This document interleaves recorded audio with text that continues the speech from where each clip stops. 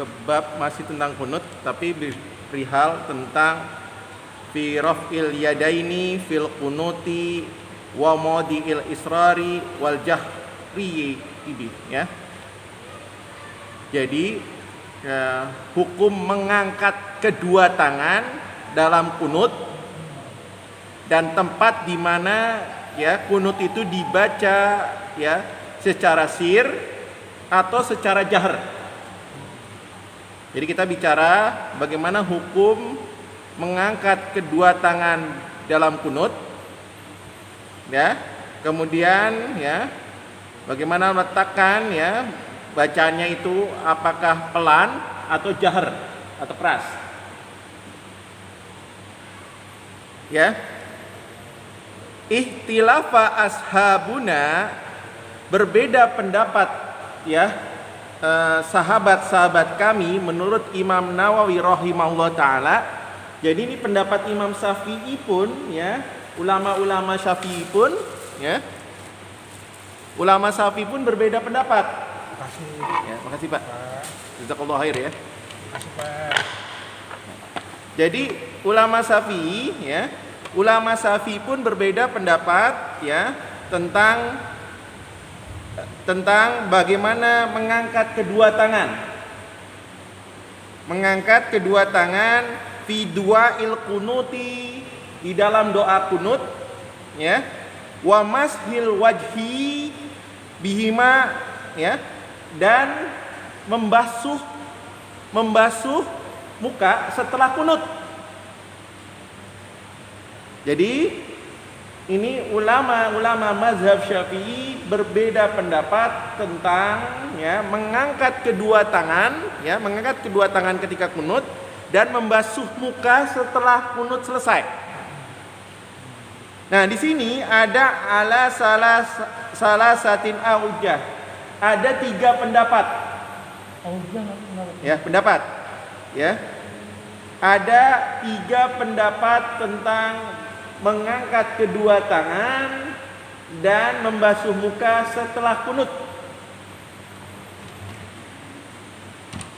Ya, yang pertama as-sahihah, yang paling sah, yang paling benar, ini ya, paling benar, annahu yustahabbu, bahwa sesungguhnya disunahkan ya raf'ihima, mengangkat kedua tangan, ini ya, yang paling sah ya dari pendapat Imam Syafi'i ya, disunahkan mengangkat kedua tangan wala yamsahu wajhi, dan tidak membasuh wajah. Jadi yang paling tepat ya mengangkat kedua tangan tanpa terakhir nggak usah membasuh muka. Jadi nggak perlu membasuh muka. Ya nggak perlu. Jadi setelah kunut selesai ya langsung sujud. Ya Allahu Akbar, langsung sujud. Jadi tidak perlu membasuh muka. Ini pendapat yang paling sah, yang paling benar dari diantara pendapat Imam Syafi'i rahimahullahu ta'ala. Yang kedua, yarfahu wa yamsahu. Yarfa'u, mengangkat kedua tangan kemudian membasuhnya. Jadi mengangkat kedua tangan ketika kunut dan kemudian yang terakhir membasuhnya. Jadi pendapat kedua. Jadi yang pertama tadi ada pendapat mengangkat kedua tangan tanpa di akhir dari kunut membasuh muka. Yang kedua, dua-duanya mengangkat kedua tangan dan membasuh muka. Dan yang ketiga, nah ini yang boleh kita lakukan, la yamsahu wa la yarfa. Tidak membasuh dan juga tidak mengangkat kedua tangan. Gini aja. Ya diam aja. Biasa aja.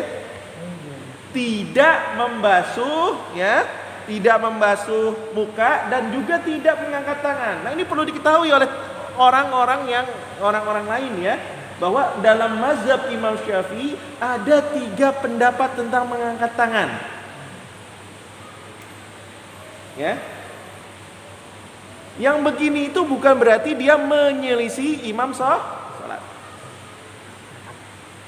Ya, bukan berarti menyelisih imam salat. Diniatkan dalam hati bahwa kita sholat selalu mengikuti imam. Kalau antum tidak mengangkat tangan, kedua tangan, ya niatkan dalam hati tetap mengikuti imam sholat. Paham di sini ya? Berarti kalau yang tadi yang tiga hal yang disebut itu masih mengikuti pendapat Imam Syafi'i, walaupun yang paling sah adalah mengangkat kedua tangan, ya, mengangkat kedua tangan dan tanpa perlu membasuh muka ketika di akhir kunut. Paham ya? Nah, ini yang harus kita ketahui bersama. Wa ittifaqu, ya, bersepakat para ulama, wa ittifaqu, bersepakat para ulama ala annahu la yamsahu ghairul wajhi. Ya. Sepakat para ulama, semua ulama sepakat ya bahwa tidak membasuh selain daripada muka. Nggak mungkin membasuh apa dong? Ya. Sepakat seluruh ulama bahwa ya tidak membasuh selain daripada muka. Jadi kalau membasuh muka dibolehkan, tapi ini ikhtilaf ya, perbedaan pendapat tadi. Ya, tapi yang paling sah tadi sekali lagi adalah tidak membasuh muka. Tetapi kalau membasuh selain muka, ya, dzalika makruhun, hukumnya makruh.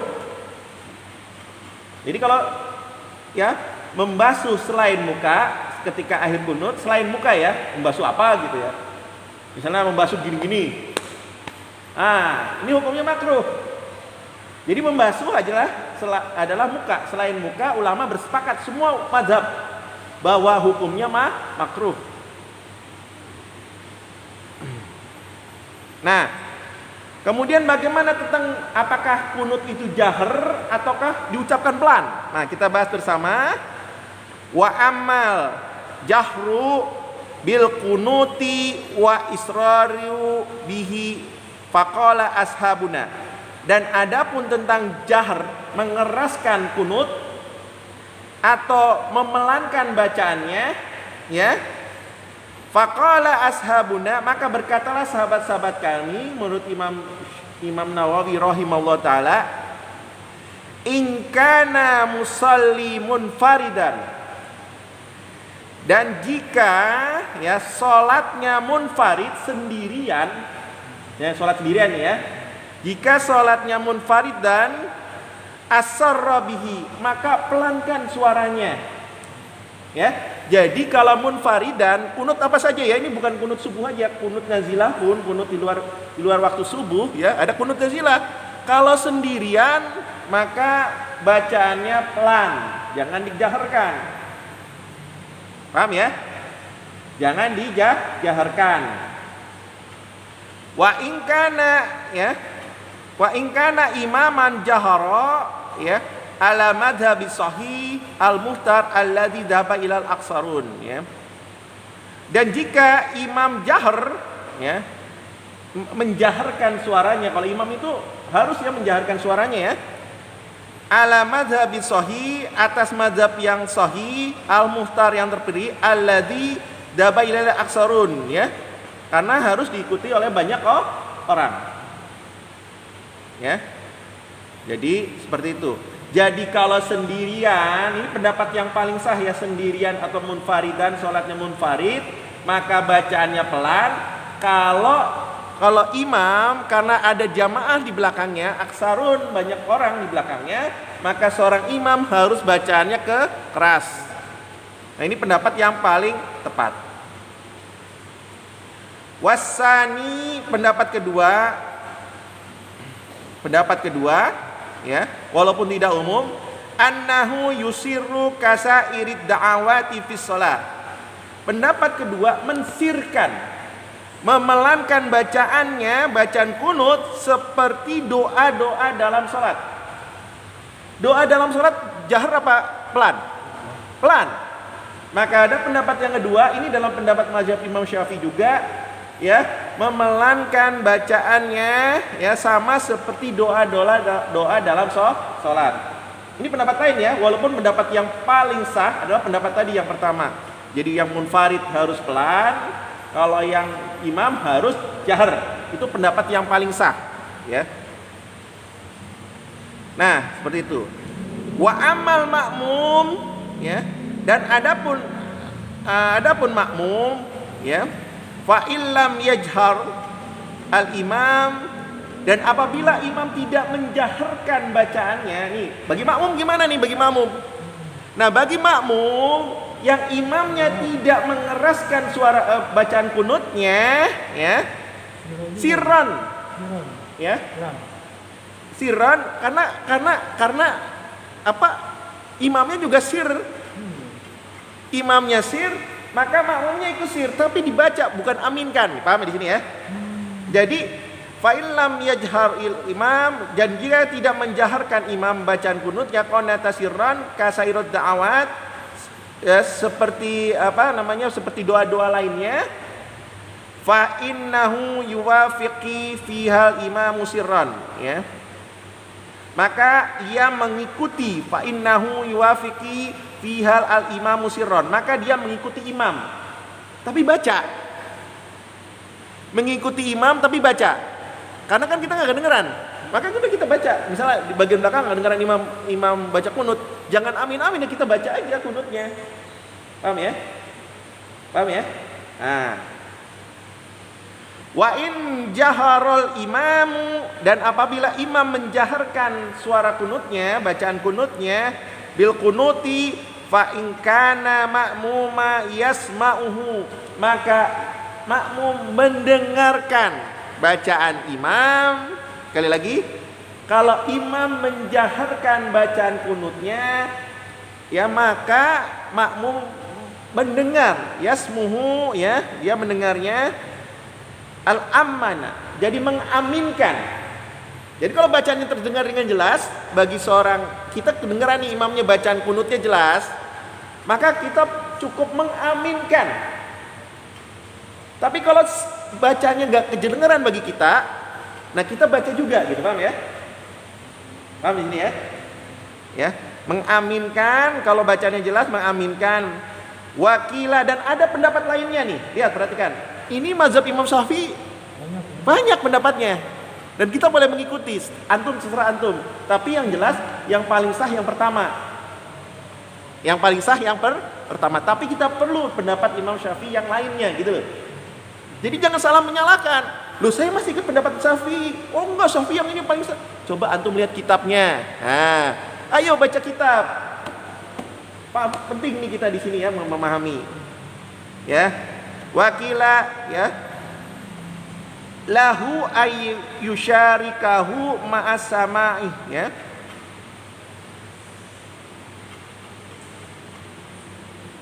Jadi baginya mengikuti bacaan imam bila mendengarnya, ya, bila mendengarnya. Wal muhtarul al awal, maka yang terpilih adalah pendapat yang pertama. Nah, kemudian bagaimana bacaan kunut selain subuh? Kalau subuh kan jelas ya. Nah, kunut selain subuh namanya kunut apa? Kunut nazilah. Ingat ya, kunut selain subuh disebut kunut nazilah. Bagaimana bacaan kunut selain sholat subuh? Kunut subuh ya.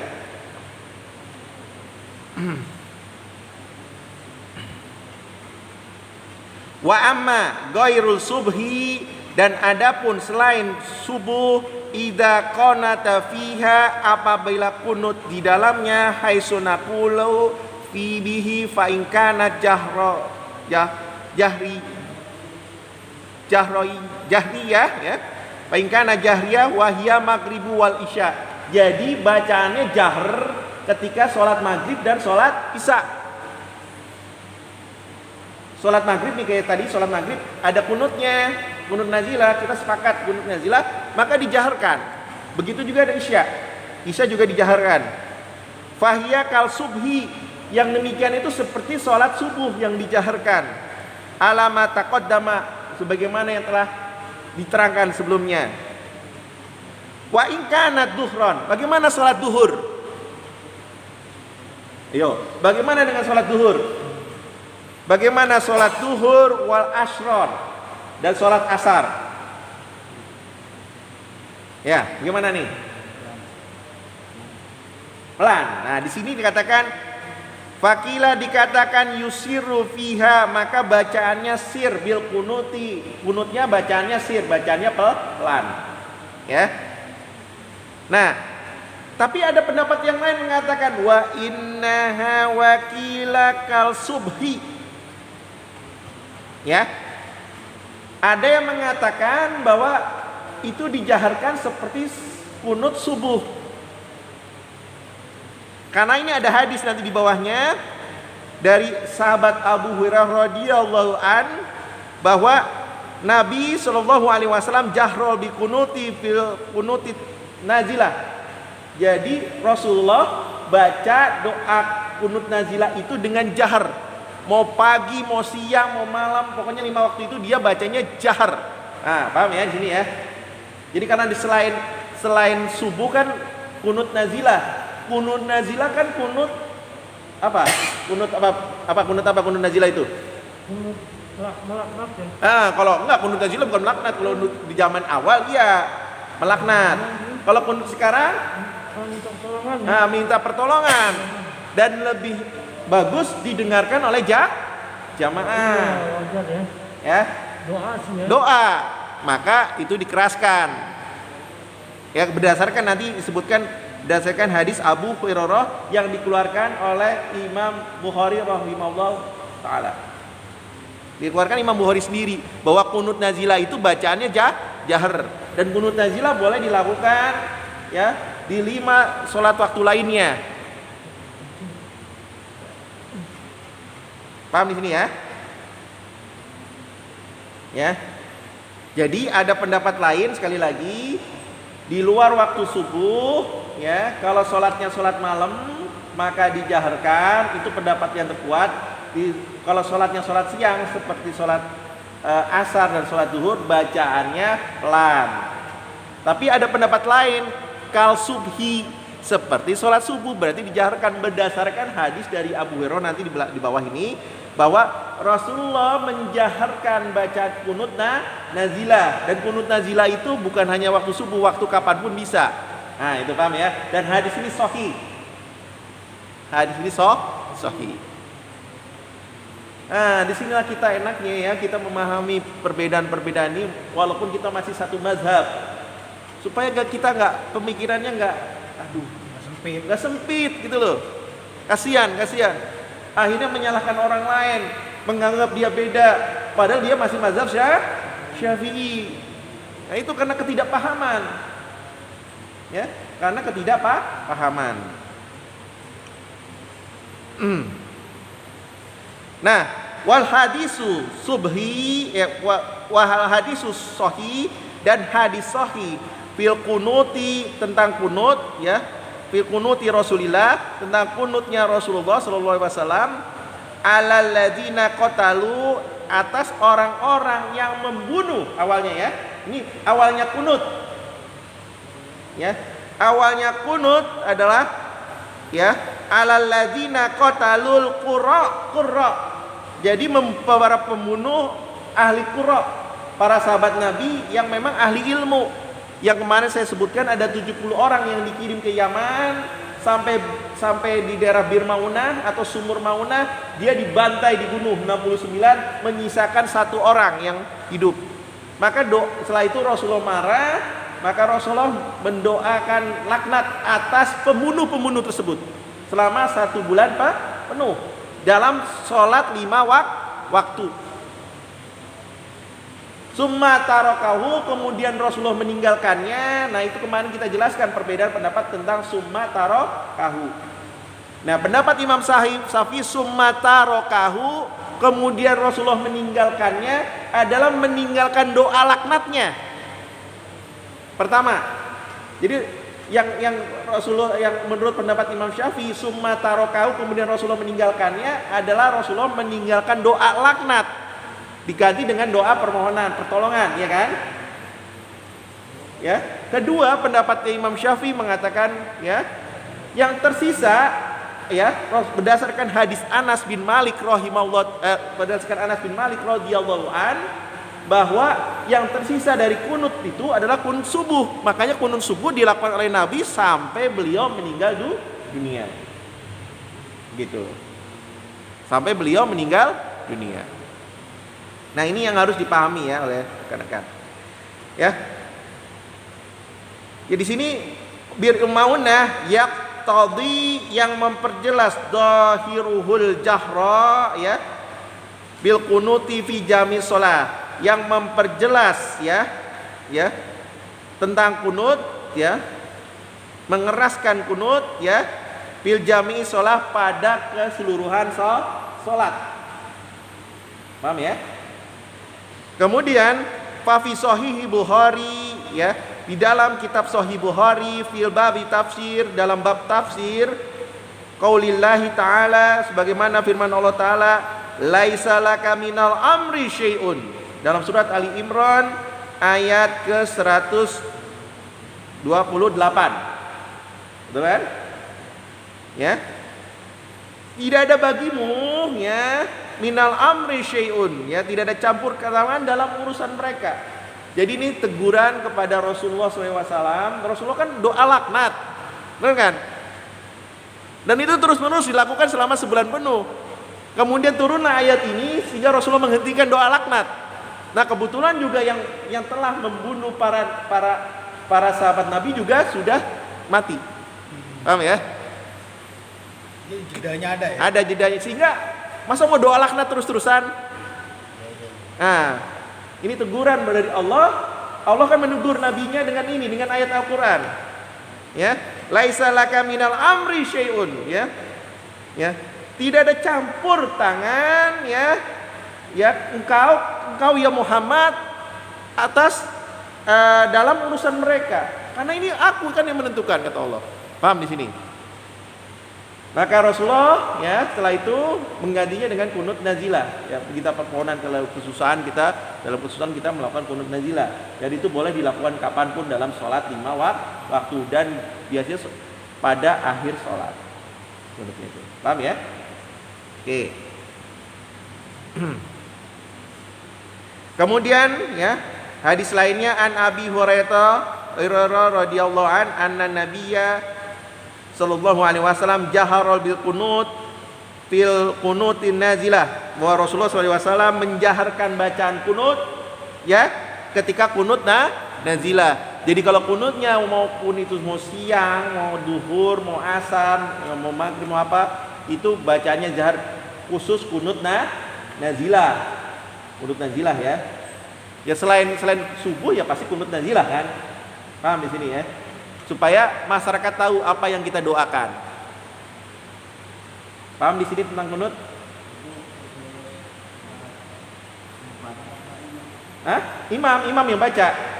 Imam yang membaca ya, ketika misalnya kita nih kunut nih, kita dalam keadaan susah nih ya, atau mungkin ada pembantaian yang luar biasa, kita mengalami kesedihan yang luar biasa, atau kita mendoakan misalnya suku mana ya, misalnya kita ketemunya duhur atau ketemunya apaan gitu ya, maka kita boleh kunut, tapi disampaikan kepada masyarakat supaya kita nggak menimbulkan apa, kesalahan, nggak menimbulkan sakwa sangka. Kok gini sih? Ya, nah gitu loh. Nggak ada bahasa kok. Harus makanya butuhnya imam itu menjelaskan.